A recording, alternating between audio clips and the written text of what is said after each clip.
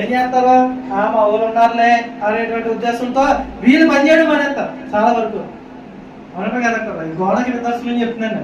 ఇప్పుడు ఎవరైనా దొంగ ఉన్నారు అనుకోండి, ఒక కొడుక్కి తండ్రి దొంగ ఉన్నాడు అనుకో, మా నాన్న ఉన్నాడులే అన్న ధైర్యం ఏం చేస్తాడు, సంపాదించడం మానేస్తాడు. అవునా? అదే తండ్రులు ఏం చేయాలా, ఒరే నీ మట్టుకు నువ్వు కష్టపడి పైకి ఎదగలన్నాడు అనుకో, అప్పుడు ఏం చేస్తాడు, కష్టపడి పని చేయడం నేర్చుకుంటాడు.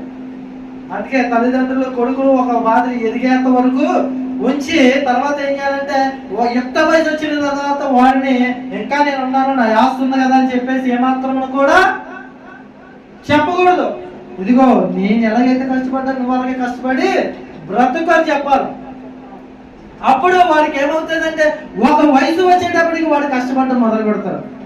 అప్పుడు ఇంకొకరి మీద అనుకోవడం తగ్గించుకుంటాడు. హల్లెలూయా. ఇంకొకరి మీద అనుకుంటే బద్ధకస్తుడు అవుతాడు. అదే వాడు కష్టపడితే ప్రయోజకుడు.